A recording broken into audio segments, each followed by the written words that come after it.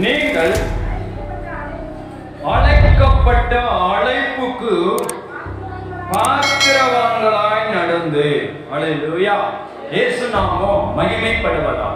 இந்த வேத பகுதியை நம்ம வாசிக்கிறோம். அழைக்கப்பட்ட அழைப்புக்கு பாத்திரவான்களாய் இருக்கணும். அல்லேலூயா. இன்றைக்கு உங்களும் என்னையும் அழைத்தவர் உண்மை உள்ளவர். ஆமென். உங்களையும் என்னையும் தெரிந்து கொண்டவர் உன்னதமான தெய்வம். உங்களையும் என்னையும் இந்த சமுதாய உலக வாழ்க்கையில் இருந்த பாவத்திலிருந்தும் சாபத்திலிருந்தும் அடிமைத்தனத்திலிருந்தும் விடுதலையாக்கி கொண்டு வந்தவர் அவர் உண்மை உள்ளவர். அல்லேலூயா. நம்மளை அழைத்தவர் சாதாரணமானவர் அல்ல.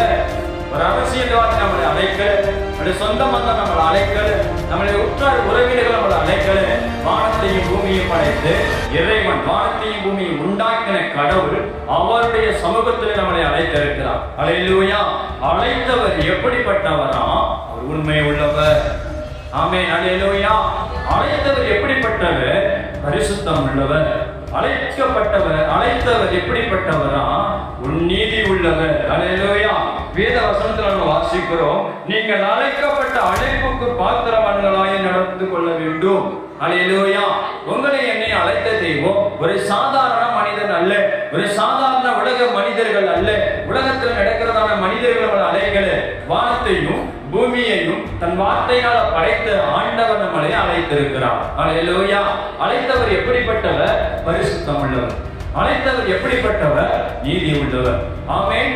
பாவம் அவரிடத்துல இல்லை, அக்கிரமம் அவரிடத்துல இல்லை. அழைத்தவர் பரிசுத்தமானவர். அல்லேலூயா. உங்களையும் என்னை அழைத்த தெய்வம் உண்மை உள்ள தெய்வம். உங்களையும் என்னை அழைத்த தெய்வம் உயிரோடு இருக்கிறவர். உண்மை உங்களையும் என்னை அழைத்தவர் நமக்காக, உங்களுக்காக, இந்த உலக ஜனங்களுக்காக மரித்தவர், மரணத்தை கொடுத்து ஜீவனோடு கூட எழுப்பினவர். ஆமென். அல்லேலூயா. அவர் அழைத்தவர் உண்மை உள்ளவர். நம்மளை தேவன் அழைத்திருக்கிறார். அழைத்த அழைப்புக்கு நாம எப்படி நடந்து கொள்ள வேண்டும் என்பதை நம்ம தெரிந்து கொள்ள வேண்டியது அவசியம். அல்லேலூயா. இப்ப தேவன் நம்மளை அழைத்திருக்கிறார் அப்படிங்கிறதுக்கு ஒரு நோக்கம் இருக்கு. இயேசு நாம மகிமைப்படுவதாக. ரேஷன் கடைக்கு போனா அங்க என்ன வாங்க முடியும்? என்ன வாங்கலாம்? அரிசி வாங்கலாம், மண்ணெண்ணெய் வாங்கலாம், ஜீனி வாங்கலாம், இதுதான் வாங்க முடியும். அங்க போய் நகை எடுக்க முடியாது, அங்க போய் ஜவுளி எடுக்க முடியாது, அங்க போய் கார் வாங்கி வர முடியாது. எந்த இடத்துக்கு எதை போறோமோ அதை தான் வாங்க முடியும். ஆமென். ரேஷன் கடைக்கு எது வாங்க போறோமோ அந்த பொருள் தான் வாங்க முடியும். அதுக்கு இல்லாத பொருள் நம்ம கேட்க முடியாது. ஜவுளி கடையில போய் நகை எடுக்க முடியாது, ஒரு நகை கடையில போய் துணி எடுக்க முடியாது.